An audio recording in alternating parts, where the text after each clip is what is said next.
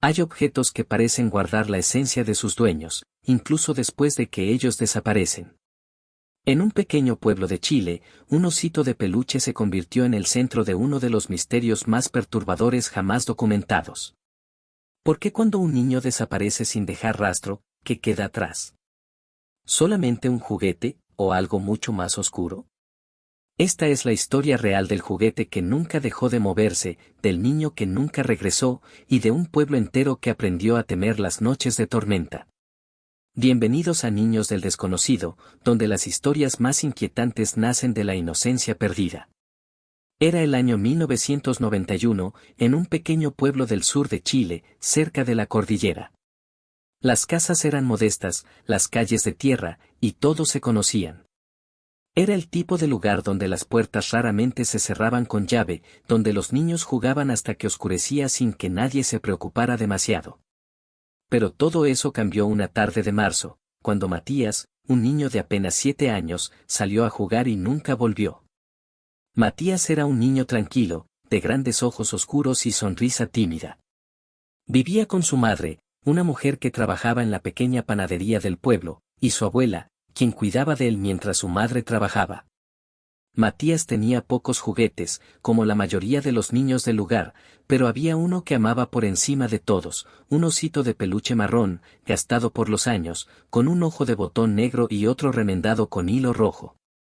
Lo llamaba simplemente Oso, y lo llevaba a todas partes. La tarde de su desaparición, Matías había dejado a Oso en casa. Su madre recordaría después ese detalle con una punzada de dolor en el pecho. Era extraño que Matías saliera sin su compañero inseparable. Pero aquel día, el osito quedó sentado en la silla de madera junto a la ventana de su habitación, como si esperara su regreso. Las horas pasaron. Cayó la noche. La madre de Matías comenzó a preocuparse. Preguntó a los vecinos, recorrió las calles con una linterna, gritó su nombre hasta quedar ronca. Al amanecer, cuando el sol iluminó las montañas cercanas, Matías seguía sin aparecer. La policía local organizó búsquedas. Rastrearon el río, los bosques cercanos, cada rincón del pueblo. Nada. Ni una pista, ni un rastro, ni una señal de que el niño hubiera existido siquiera, excepto por una cosa, el osito de peluche que seguía esperando junto a aquella ventana. Los días se convirtieron en semanas. La madre de Matías se negaba a mover el osito de su lugar. Decía que cuando su hijo regresara, lo primero que buscaría sería a Oso. La abuela, en cambio, comenzó a notar algo extraño. Juraba que el osito no estaba siempre en la misma posición. A veces aparecía girado hacia la puerta, otras veces con la cabeza inclinada, como si escuchara algo. Al principio, la familia lo atribuyó al dolor y al cansancio. El duelo hace ver cosas que no existen, pensaban. Pero entonces comenzaron las tormentas. En aquella región de Chile, las tormentas de otoño son intensas. El viento baja de las montañas con fuerza, la lluvia golpea los techos de zinc con violencia ensordecedora, y los relámpagos iluminan el cielo como grietas de luz en la oscuridad. Fue durante una de esas tormentas, aproximadamente 2 meses después de la desaparición de Matías, cuando los vecinos comenzaron a reportar algo inexplicable. La señora Ramírez, quien vivía en la casa de al lado, fue la primera en mencionarlo. Estaba despierta aquella noche por el ruido de la tormenta cuando escuchó otro sonido por encima del viento y la lluvia, el llanto de un niño. No era un llanto común, sino uno agudo, desesperado, que parecía venir de la casa de Matías. Pensó que tal vez la madre había puesto una grabación de su hijo, una forma dolorosa de mantenerlo cerca. Pero cuando mencionó el tema días después, la madre de Matías palideció. No había grabaciones. No había reproductores de música en la casa. La segunda tormenta llegó una semana después. Esta vez fueron 3 familias las que escucharon el llanto. Y algo más, golpes suaves pero persistentes contra las ventanas, como si pequeños puños intentaran entrar. Los hombres del pueblo se armaron de valor y revisaron la casa de Matías aquella noche. Encontraron todas las ventanas cerradas, todas las puertas con llave.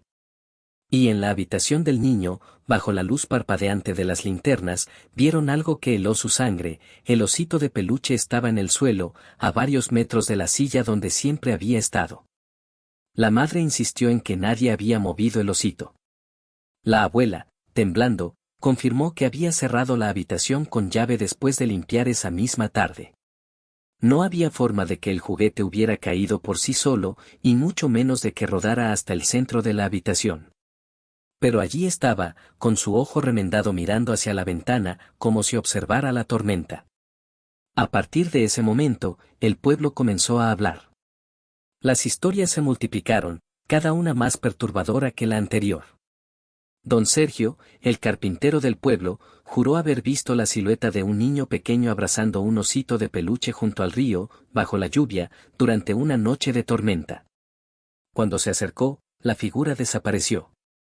La maestra de la escuela contó que, durante una clase, varios niños afirmaron haber visto a Matías parado afuera de la ventana, sosteniendo a Oso, mirándolos con expresión triste.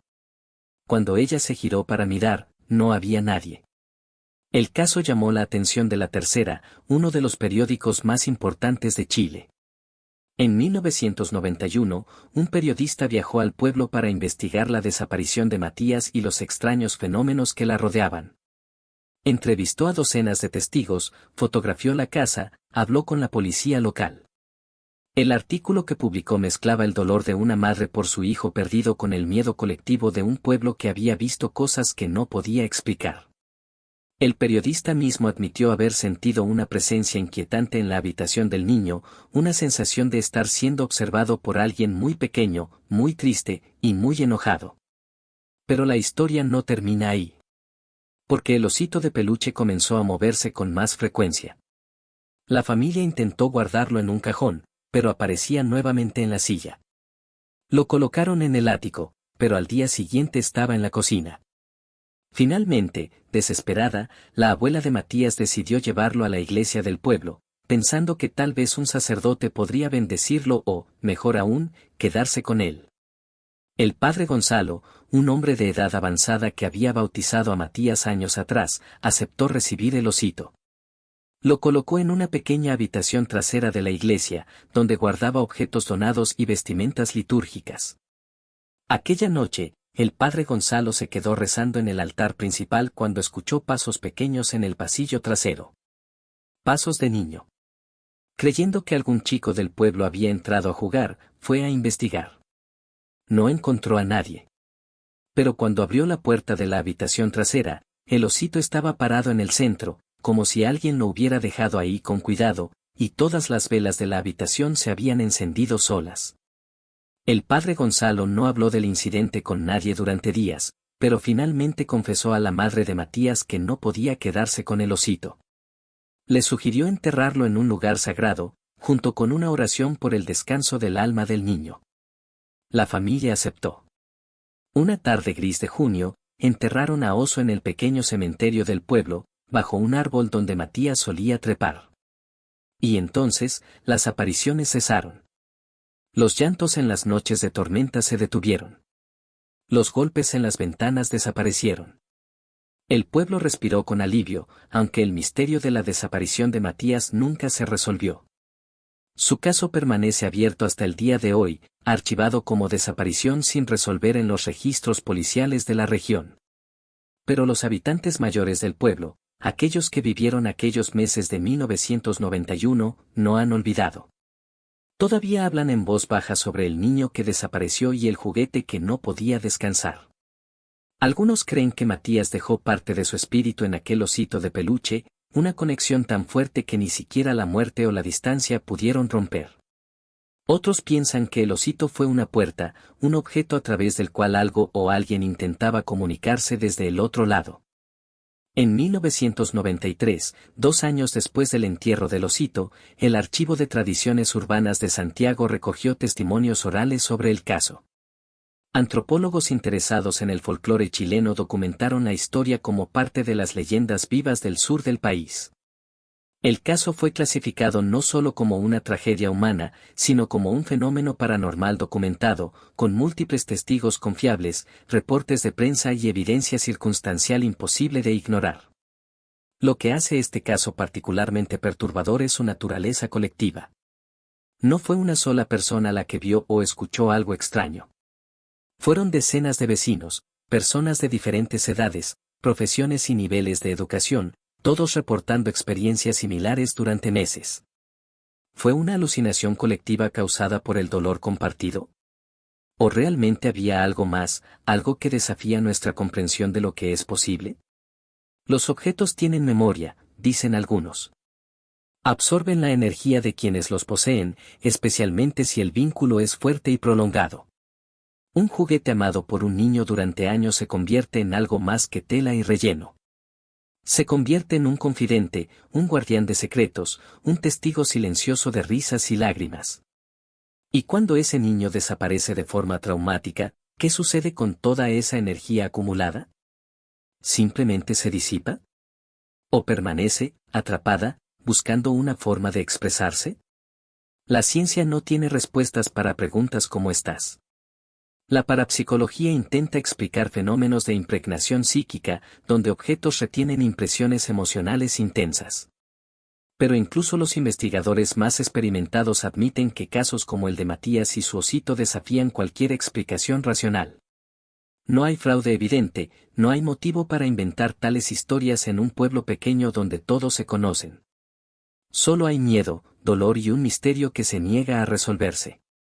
Hoy, más de 30 años después, la tumba donde fue enterrado el osito de peluche sigue siendo visitada ocasionalmente por curiosos y por investigadores de lo paranormal. El árbol ha crecido, sus raíces se han extendido profundamente en la tierra. Algunos visitantes han reportado sensaciones extrañas cerca del lugar, una tristeza inexplicable, la sensación de ser observados, incluso la aparición fugaz de una sombra pequeña entre los árboles al atardecer. Pero nada comparable a los fenómenos intensos de 1991. La madre de Matías falleció en 2008, sin haber encontrado jamás a su hijo. Hasta sus últimos días, mantuvo la esperanza de que Matías estuviera vivo en algún lugar, tal vez con otra familia, con otra identidad. Nunca aceptó la idea de que pudiera estar muerto. Su abuela, quien vivió hasta los 90 años, siempre creyó que el osito había sido un mensajero, una forma en que Matías intentó despedirse cuando ya no podía hacerlo en persona. ¿Qué le sucedió realmente a Matías? ¿Fue víctima de un crimen? ¿Se perdió en las montañas y nunca fue encontrado? ¿O algo más oscuro, algo que escapa a nuestra comprensión, se lo llevó aquella tarde de marzo?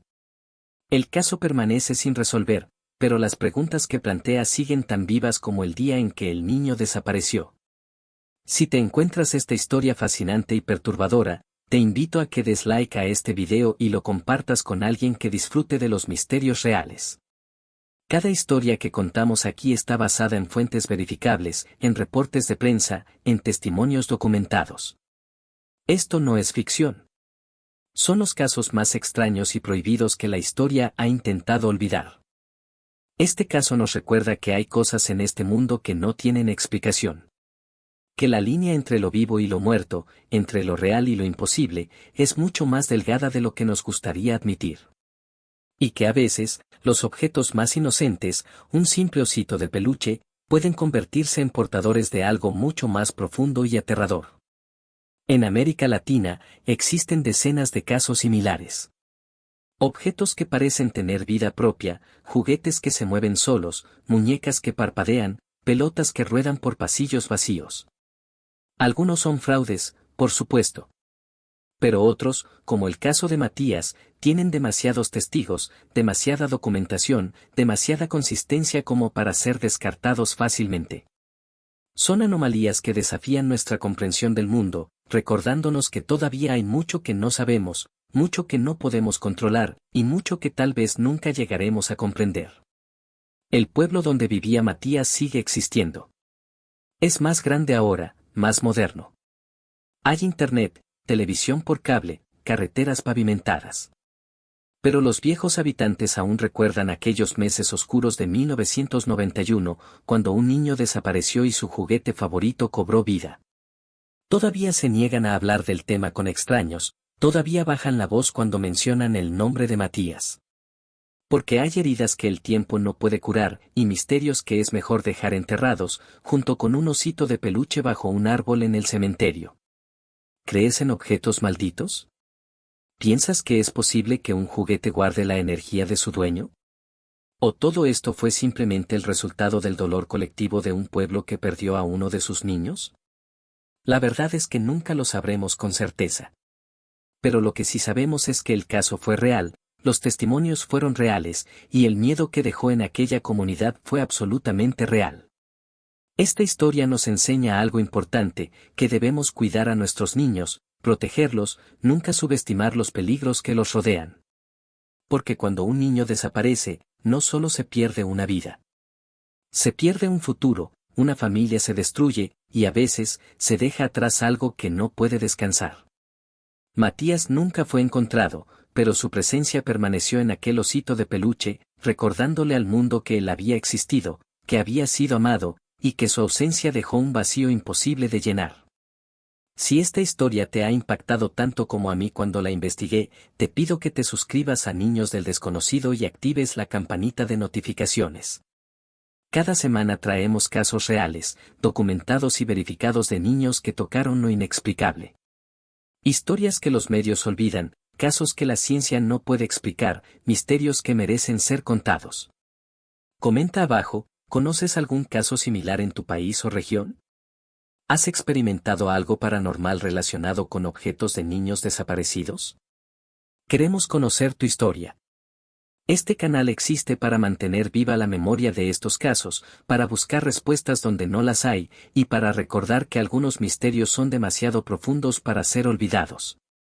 La próxima vez que veas un juguete abandonado, un osito de peluche en una tienda de segunda mano, una muñeca antigua en el ático de tu abuela, pregúntate, ¿qué historia guarda? ¿A quién perteneció? ¿Y qué parte de su dueño podría seguir habitando en su interior? Gracias por acompañarnos en este viaje hacia lo desconocido. Nos vemos en el próximo video, donde descubriremos otro caso real que desafía todo lo que creemos saber sobre este mundo. Hasta entonces, mantén los ojos abiertos, porque lo inexplicable está más cerca de lo que imaginas. Suscríbete para más historias reales que la ciencia no puede explicar. Esto fue Niños del Desconocido. Buenas noches, y que duermas bien.